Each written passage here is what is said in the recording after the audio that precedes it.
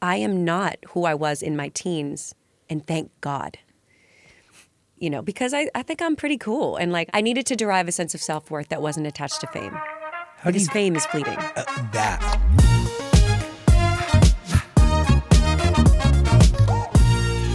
Hi, beautiful human. I'm Zach. That's Satine. Welcome to the studio. JoJo's here. Yo! Yay! Feels good to be in person with you. Yeah, this is... Thanks for having me. Again, you really are glowing. Yeah, you are. You have a great energy. Maybe it's Thank you. the fitness that you document and you box and stuff, but it also could be the fact that you're releasing a lot of art and music, and you have been. We have an EP, not gonna lie. Yes! Fantastic. Thank you. Really beautifully done. Thanks. And very much telling a story, correct? Got to tell a story. So yeah, the EP is NGL, not gonna lie. And I also, I think that something that really changed my life was putting out my book. And that just cleared some stuff for me where I'm like, I just don't care anymore. I'm just like, it just feels so much better to not, I don't know, to have shared in that way and then move on and just keep moving forward. Do you know what I mean? 100%. So it's cool. And the EP is keeping with that theme of just being like, I'm a bunch of different things. Sometimes I feel like a big walking contradiction, or sometimes I'm not feeling myself. Sometimes I am. Sometimes I'm like, whoa, I really got it together. And sometimes I'm like, how do I keep moving forward? And all that is okay. So it's just like trying to accept all the different flavors of my humanness. That's life. It's hard though. But it's weird. also a beautiful thing. I think it's cool. I think the experience has been pretty cool so far. Does writing a memoir really I want to get into the process of it all. It is. How do you even begin doing that? I have never written something that extensive before. And so I didn't yourself. know where to begin. I could not have done it without my editor, Carrie, at Hachette. But no ghostwriter. No ghostwriter. I wasn't opposed to doing that because I wanted it to be good. I wanted to do my story justice, and I was like, I don't know that I can do it. But I tried. I wanted to give myself the chance to try because you'll never know if and sometimes you need to fail tremendously. And I was like, let me just give myself the friggin' chance. So what I did was I wrote out 100 stories that I remembered, even just a few sentences, starting from my earliest memory all the way up to my memory that was at that point when I was going to start thinking about writing a book. And I took a month to do that. And I just had these different touchstones of about 100 different stories. And then I presented it to my literary agent. That was a part of my, the agency that I'm signed to. There was a department for literary stuff. And I was like, what do you think about this? Is this even something that could be a thing? And I wrote a little mission statement about the book. And she was like, I think this could be a thing. So let's bring it to some people. And honestly, if it weren't for Jeanette McCurdy's book, because us being, the same age, I wouldn't have had the audacity to think that it was an even okay time to share my story because I'm still only a baby. but I was just I thought that people wrote memoirs at a different stage in their life, but she helped me reframe it of being I actually do have a lot to share, and I don't need to wait till I'm in my 50s or 60s. Sis, you've been doing this for... so long. Yeah. It's crazy when you look up and it's it's been approximately 100 years. You've made history. You've also ridden through culture through so many different ways. It's true. Just riding the waves. There's a lot of things that we'll get into. People don't realize fully that you were doing Taylor's version when it was JoJo's version years and years and years ago. There's so many things that you've been a part of. Also, so many cultural touchstones that exist. Really, you're a very special person. That's so nice. So to write a book at this stage makes sense, but can you describe the process of sitting there and triggering your memory to even generate 100 stories? And maybe it's just because I've smoked way too much weed at this point in my life. How do you do it? I actually don't know how I have any brain cells left either because I've done so many weird things. And I definitely went through my weed era. I'm just not in it right now. I'm blessed. Okay. But I was in a disciplined era because I was doing Broadway at the same time. It was my first time ever doing a musical on Broadway. And by the way, 8 shows a week. So I was in Come the on. discipline of like, okay, this is what you do. And I had already kind of found a rhythm with doing the show. So I would give myself, sometimes I'd carve out 3 hours a day where I would just put my phone in another room and it would just be me at the laptop. Sometimes I do the Pomodoro method, which is 25 minutes, and then you take like a few minutes break, and then you do another 25 minutes. But basically, I've just been thinking a lot about commitment in the past couple years and about like my commitment even to like a vision or my commitment to, if I'm going for a note, I'm just going to commit to it, even if I don't reach it or even if I crack, just about the nature of commitment. So I'm like, I'm committing to these 25 minutes. We'll see what happens. That's actually not even I don't even know if, I might not write 10 pages today. I might not write a chapter today, but I'm committed to doing these 3 hours and seeing what happens. Because when you sit down and you're focused and you're not fragmented, that's when things can start coming through. So there's that. But then I also interviewed people in my life. Like Katie, who we were just talking to, who's my manager. She just gives vibes that she's been with you a long time. She has. She worked at, we met at the first label I was signed to. And so we've known each other since I was a teenager. How special. And it's super special. So I asked her for, what does she remember? So it could jog my own memory. My mom, old publicists, friends, family, executives, radio people. I sat down and I put out my phone voice notes and I was just like, how do you remember it? Because it's helpful. And I trusted myself to, with my own memories too, but I just wanted more like context and information because, I don't know, it was a long time ago with some of these stories. And then some of them are more recent. But yeah, I was learning on the job. And that's what I've been doing my whole life, actually, is just throwing myself into a situation and being like, I'd like to do this.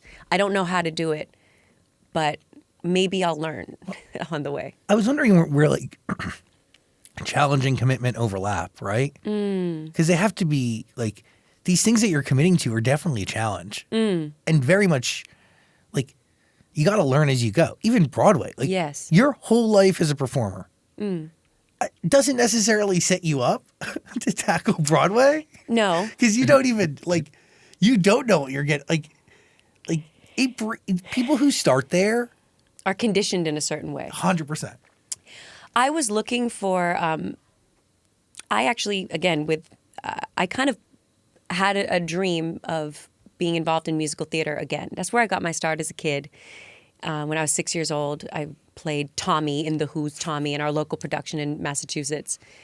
And I had a dream a few years ago of reconnecting with that part of myself, of being a part of a company, a community, of doing musical theater again. I love it so much. I'd started to watch a ton of shows, and I was just like, I think the best performers do musical theater, and I want to be around the best performers. I want to sharpen myself. I want to grow. Because you'll rise. I believe that. I think we do rise to the, dude, you are the company you keep. So I was like, I want to be around these people that do it all and do it like at this level.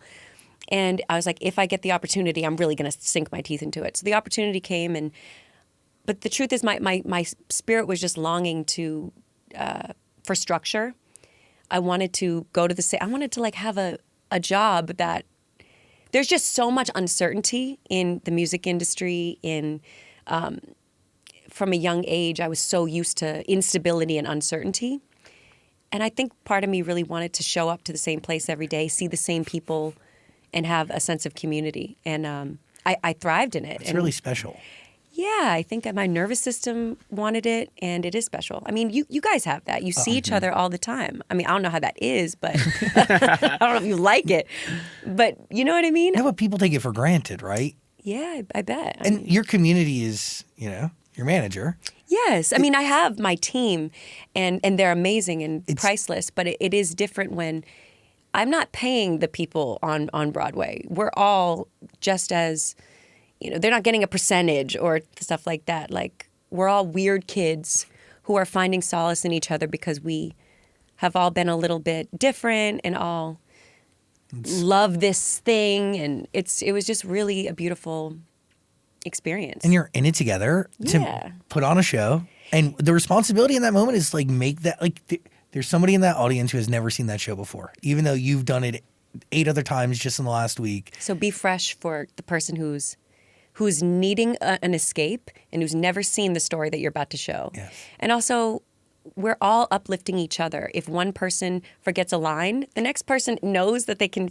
finesse it a little bit to where it'll keep going. Or something weird happens and you see that look in a person's eye where you recognize that the weird thing happened, but you're just like, here we go. It's just, or, a bum note, or, someone's sick.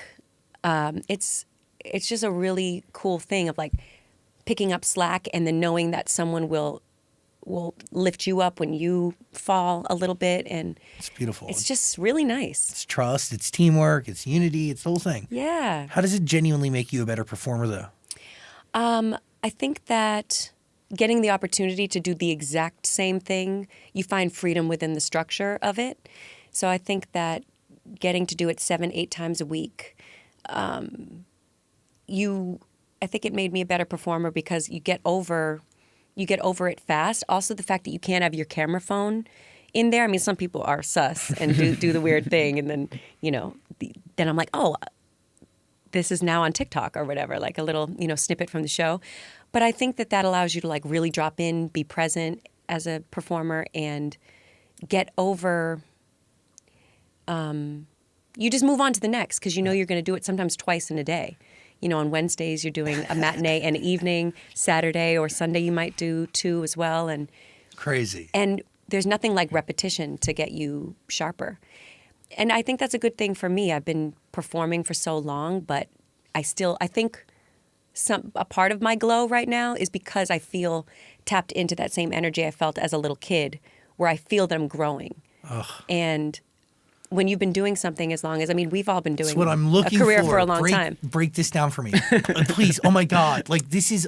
It's all he talks about. Wait, really? I'm itchy. Yeah, because this show's been going on for 18 years. And like I've been trying to find. Legal. Yeah. Finally it's legal. So disturbing. No, wow. I'm just trying to find that naivete and that like that blind confidence and like this understanding that like there's so much left to grow. And with growth comes new challenges. And with committing to new challenges comes this idea that like you can fail, but who gives a shit? And you don't understand necessarily the ripple effects of one actions. Like you're just kind of driven in one direction, no matter like what happens. Do you get what I'm saying? Yeah. But because like, I don't know, you can be crippled by too much understanding.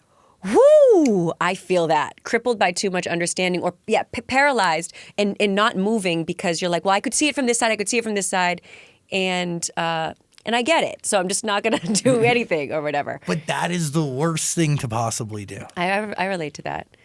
For me, I think that having a new obsession, even if if I discover a new to me singer from like the 1950s or 60s, and I'm like, oh my God, wow, you hear this beautiful approach, you hear how they do this thing, and it like lights me up, and I just like want to. Like right now, I'm really into opera. I'm really into jazz. These things are really making me feel like a little. I just think we need to find new things that we can be learning, and maybe everybody's different. But for me, I just like to get excited, and if I'm not, then I feel kind of dead. Where does music fall in the scale of excitement? It's very, very high for me. It's very high. I mean, Kendrick at the Super Bowl. Kendrick is my favorite artist. That's putting out music currently. Him, SZA, like it's amazing. I love Doechii. I love what Sabrina Carpenter's doing. I love Chapel. It's a very exciting time for music right now.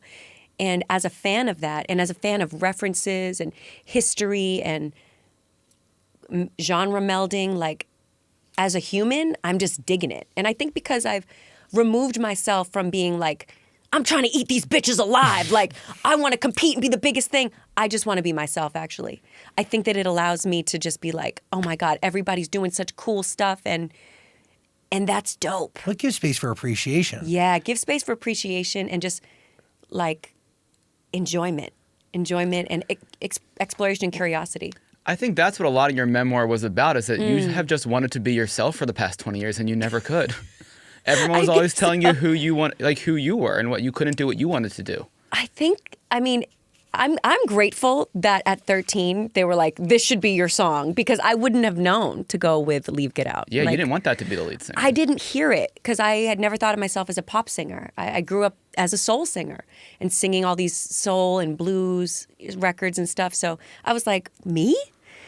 So I'm grateful because I'm sitting here today because of the platform that song and then other songs and experiences gave me. But, you know, so at 12 and 13 years old, for an industry to shape me, I'm not like, I don't hold any resentment toward it, but I will say that it makes it for a long and confusing journey to try to be like, what do I even think? What do I like?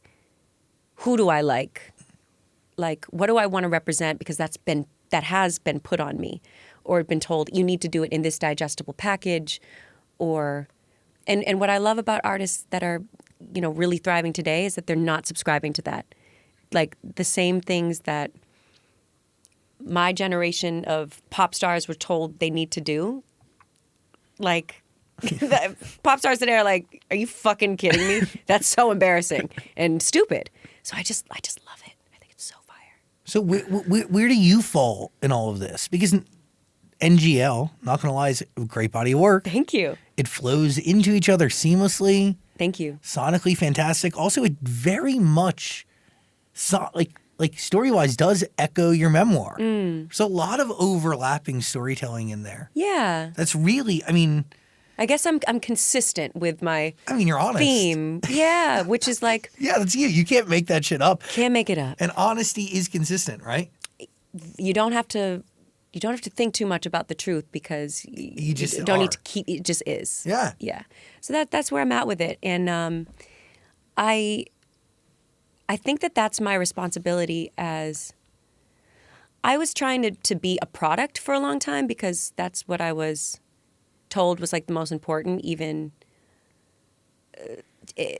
I just forgot that it was about art and music, and like that's why I was offline behind the eyes, and that's why I felt dead inside, and that's why I needed to numb myself with substances and experiences and all that, because I was so dissatisfied in the things that I was putting out because it wasn't in resonance with my actual self. So when I realized that I can't do that because I will literally maybe cease to exist as a human being, I was just like, oh, for me to continue on, I just need to do things that I like. And I'm just, as long as I can have a relationship with my fans and feel like we're growing and evolving, and I'm able to, you know, go around the world and tour and all this stuff, I'm living my best life. So I think that like that spirit of like competition, just as I get older, I'm just like, my responsibility is to be the best version of myself. And that's what I'm interested in. Well, does that realign success, right? Because you've Yeah. had success of crazy magnitudes. Like the stats on it, I have it somewhere here in my notes. It's like, I think you sold like 6 million or 7. Like, it's crazy shit. Like when physical retail was through the Yeah. roof and the world was a different place. Yeah.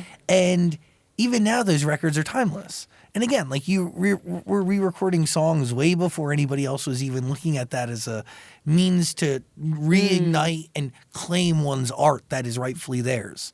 So how do you look at success today? Like, does it take a different shape and form? Yeah, it's had to for me, because I was so unhappy and dissatisfied with where I was in my 20s, because people were telling me like, you should be the biggest pop star in the world and you deserve this. And then like spirituality came into my life, and I was like, why do I deserve it more than anybody? Like, I actually don't. It's not about that. And talent isn't enough, first of all. And so many people are talented. true. It's true. And I'm like, it doesn't feel good for me to look at other people that are having more worldly success than me and be like, they're whack. Because you know what? They're not.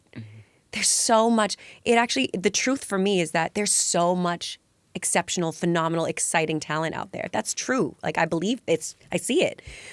And I've started to like, I think that success is alignment, is when you're doing something that you like, when you like how you're doing it, you like who you are, you like who you're doing it with, and you can have the, I think success is freedom and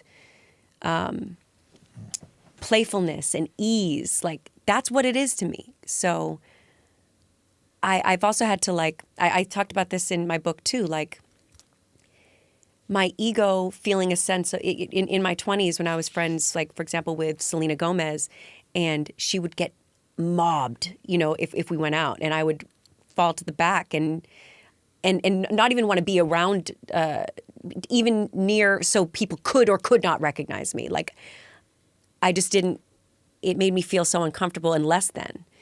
And I had to, and I talked about that with my therapist, and like, that's not how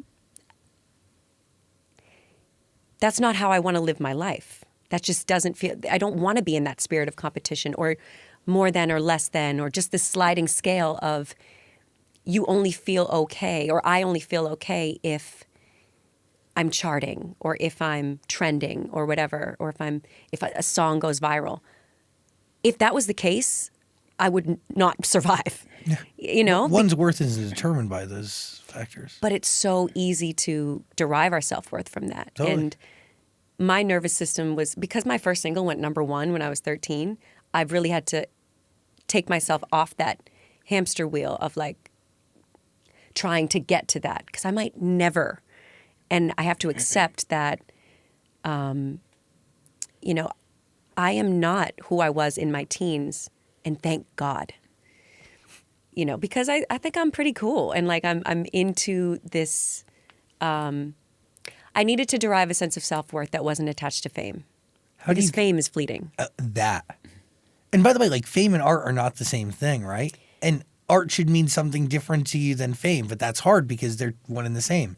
And to your point, you've been conditioned to this since you were, the most vulnerable of ages. Like that's like, think about 13 for a second. Yeah, that's crazy. I think about that, and like your sense of self is so being developed at that time. Your brain is squishy. Yeah. Everything that you're exposed to is influencing you. That's why I titled my book Over the Influence, because it's not from a sense of like, I'm over it now, I'm the wise sage, but it's like, I'm over it. In this, like, I don't want to do that anymore. I don't want to be a slave to people's opinions or the fickle, just the fickle public, whatever. Like, life is too short to live it for any one particular person or system or industry or group mind. So how's your relationship with music changed? Today compared to where it's been?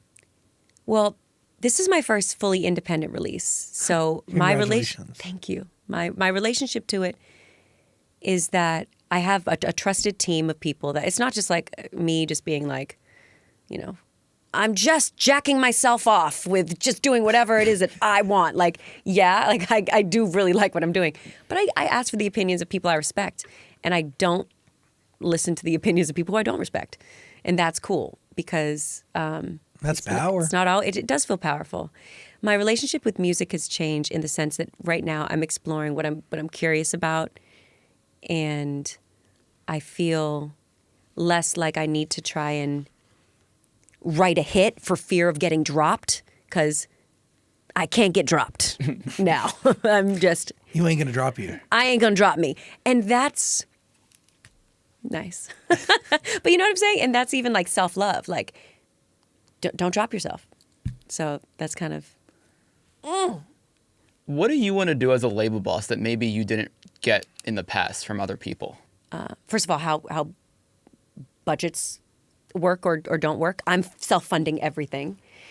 And so there's more transparency. There's a lot of, obviously, there's so much confusion between like the digital streaming platforms and the major label systems. You don't know how much they're making and how much is trickling down to songwriters and artists and all that stuff.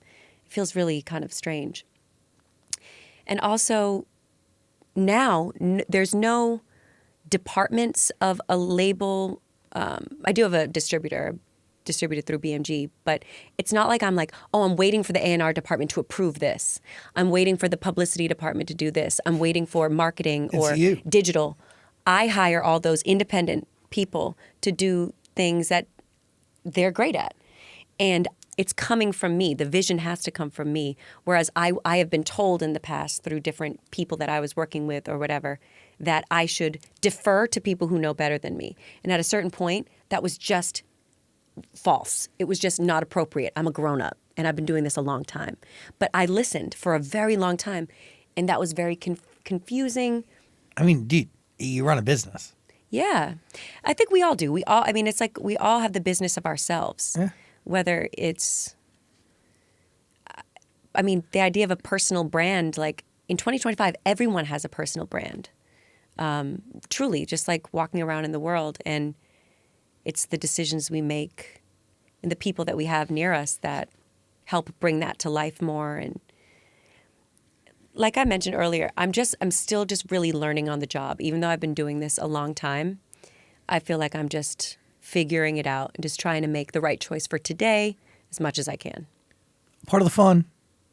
Yeah. Keeps it fresh. Keeps it fresh. But I totally get that. Like I very much relate deeply. I understand that. And I can't believe you've been having this show for 18 years. yeah, he's been around for like 11 or 12. Really? I think it's been. So you're the almost newbie. 13. That's such a long time as I well. know. Wow. Yeah, scary. I started when I was 14. What? Yeah, from my bedroom. I just made a radio show. Started doing it a few days a week, and then I got hired like a year and a half in. At like a actual That makes me radio want to like startup. cradle you. Like I'm feeling very hormonal right now. I'm on my period, so I think that is just that's so amazing. Oh, I'm thanks. so happy for you. That type of longevity is really like we should celebrate that. Do you know what I mean? I really appreciate It's that. really not normal. No, it isn't normal at all. I think about the first time we were like starting to film conversation, right? Like this and putting it on YouTube.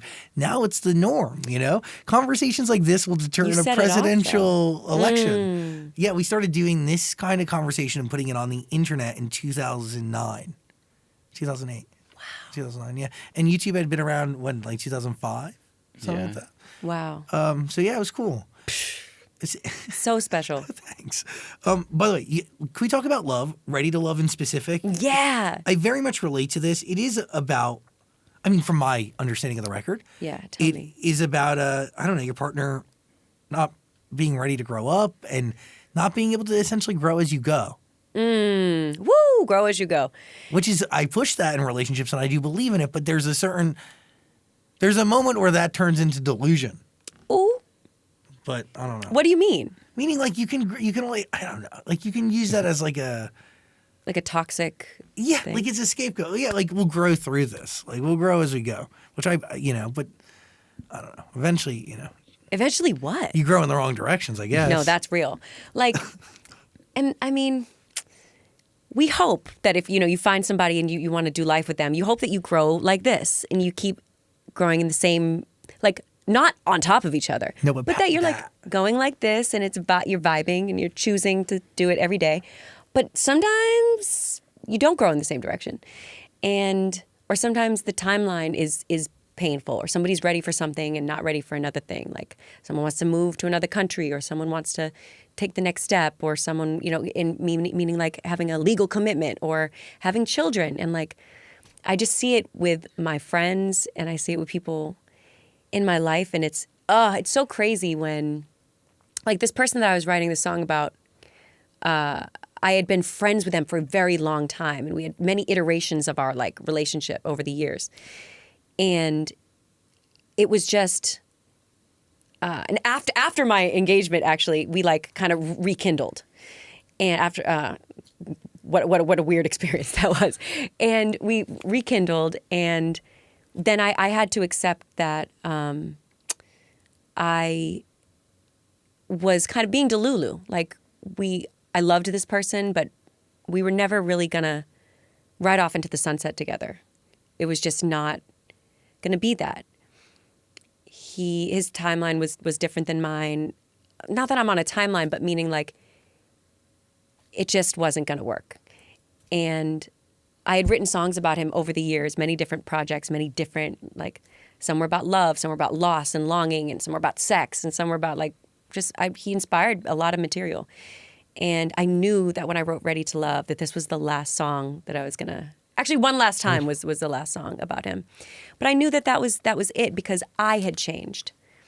I had developed a sense of respect for myself that I had never felt before. I stopped feeling guilty or ashamed for anything that I had done in my past. I had forgiven myself. I accepted ways that I had been. But I'm like, I'm a really good woman.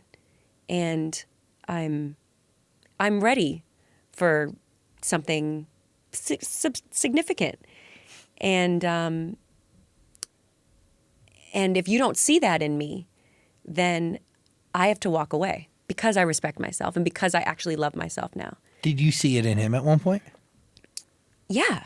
See, I thought that was going to be it. I thought that could be it.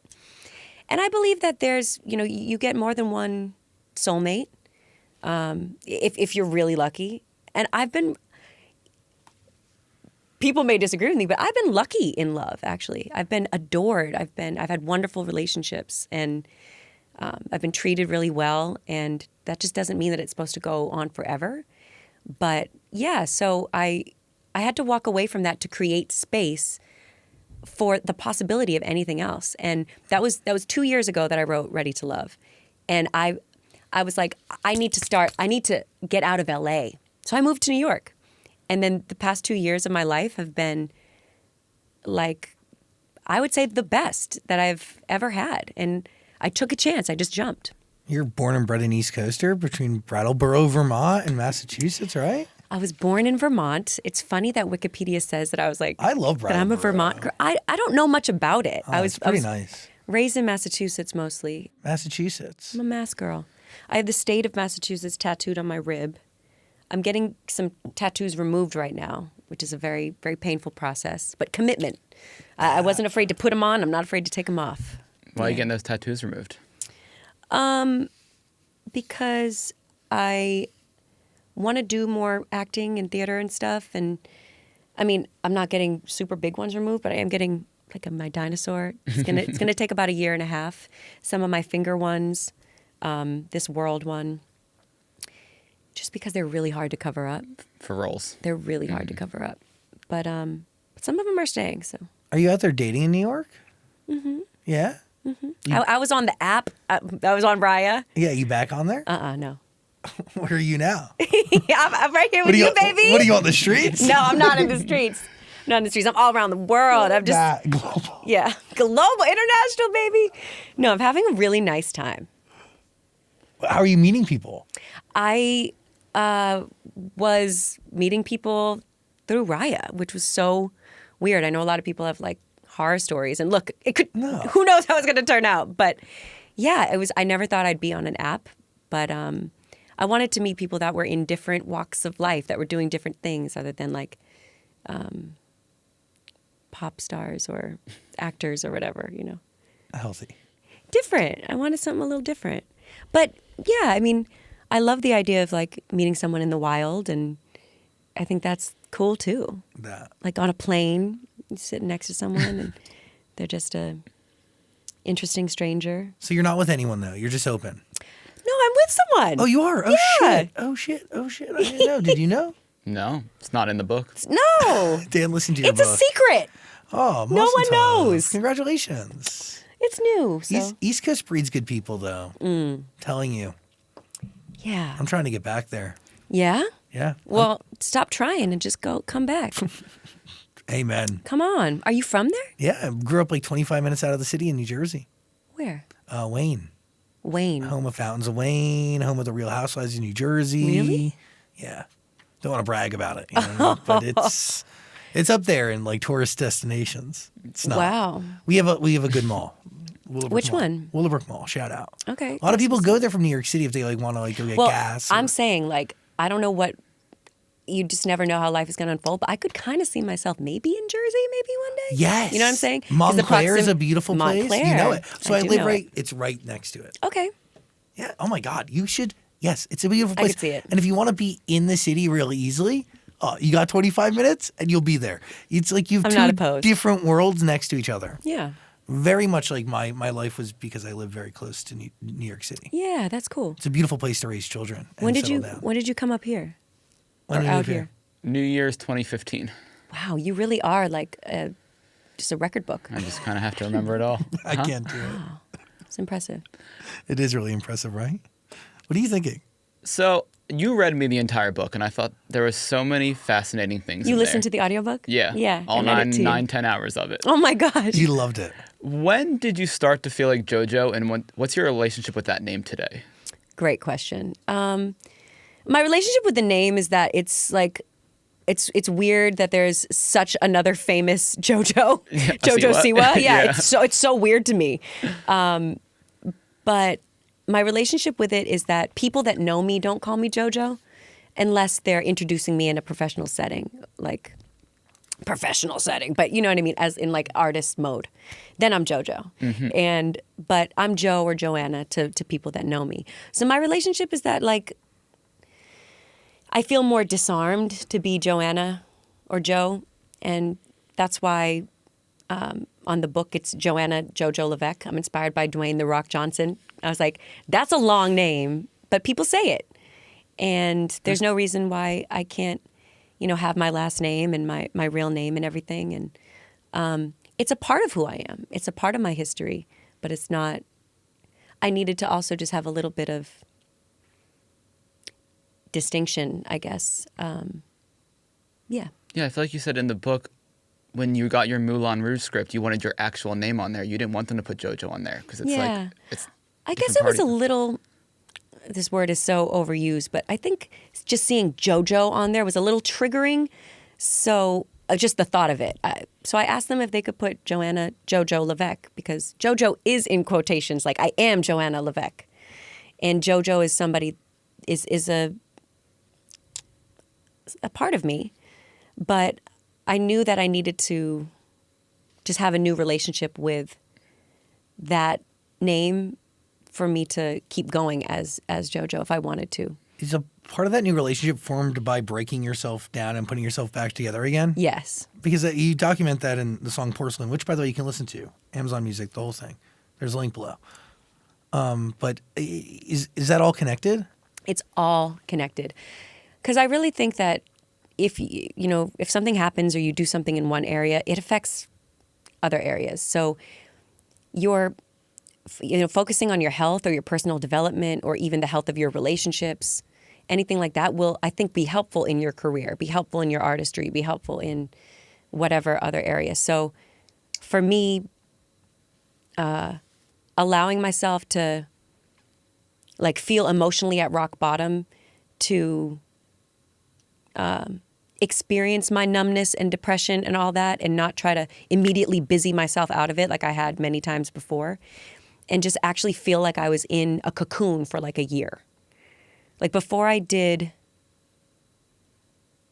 Moulin Rouge, I think, actually no, it was like different periods of time, but I just felt like I was in metamorphosis. Like I didn't want to get close to anybody. I didn't want to date for that year. I just knew I needed to work on myself and feel like I had no idea who I was or what I was doing, and let that be okay. Because I always felt like I needed to be strong as hell all the time and constantly be trudging forward and all that. And I just needed to be really depressed for a year and allow myself to feel my disappointment and my grief about things in my family or my career or relationships or things like that. And I just had to like go through that process. And that's what Porcelain is about.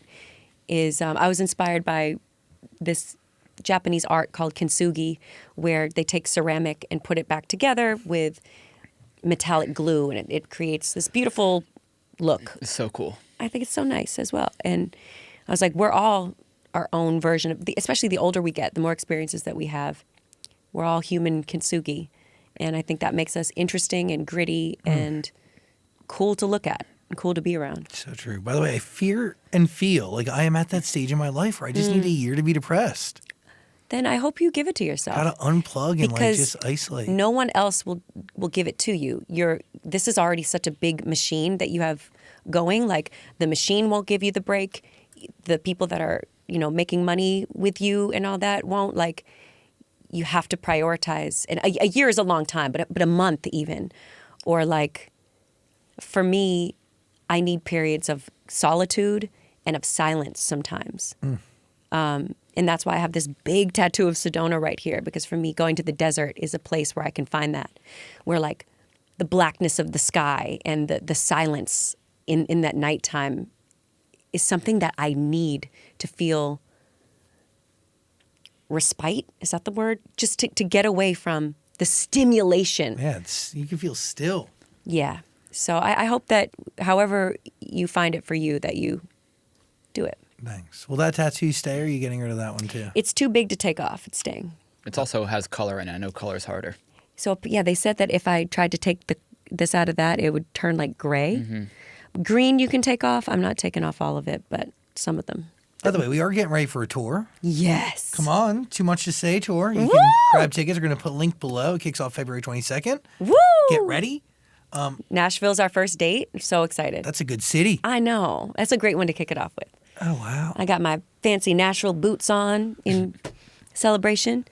Yeah, I'm really excited. And I think, it's been almost 4 years, at least 3 years since I've done my own tour.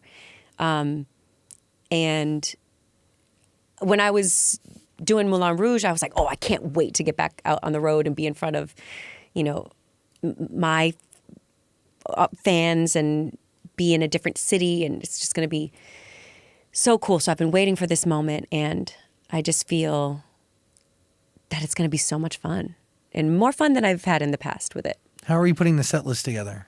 We're putting it together. It's definitely inspired by the book. So we're going on a journey. I'm definitely doing stuff from my first album, second album, all the way up till now. And putting the set list together really thoughtfully in a way that's higher energy than like the last tour I did. And always keeping in mind what's going to be the best energetic exchange. Like, I like to walk the line of like doing stuff that's creatively satisfying to me, and also giving people, like, if they want to sing along to Too Little Too Late, just how like they remember it, I'm not going to give a jazz standard version of it. That would be self-indulgent. That'd be sick, though. I'm going to do it on my own time. You know what I'm saying? Yeah, do it here.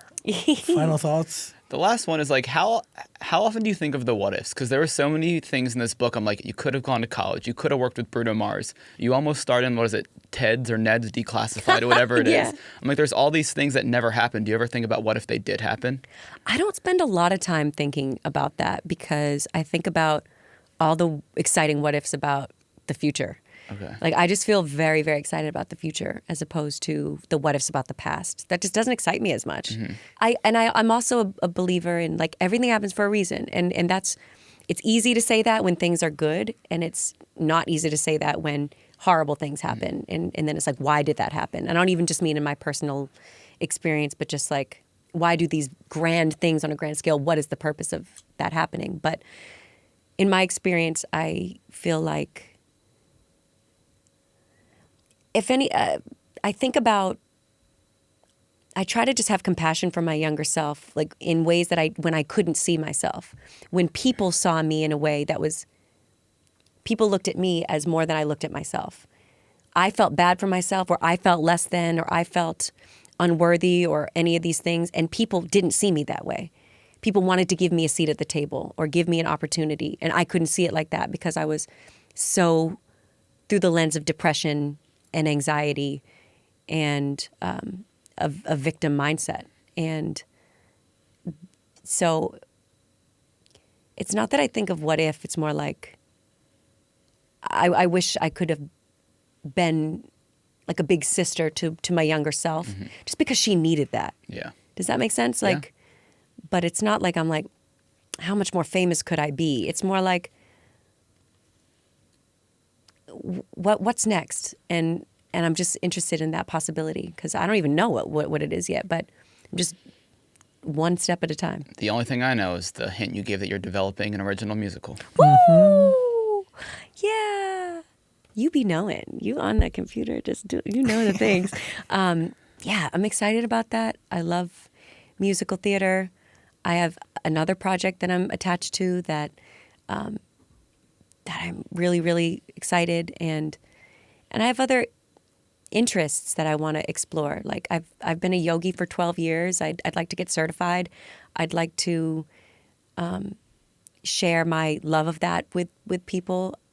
I have a feeling that maybe that'll be a part of my future as well. Not that I'm just going to like give it all up and go, be a teacher in Bali or something. But I mean, but who knows? You could. Yeah, I could if I want to. I don't know. Like, I'm really curious about curating musical experiences also, not musicals, but like music experiences with movement, with yoga, with meditation, with release and things like that. It's changed my life. And so who knows what the possibilities are? But what I know is that music is my one my love of my life.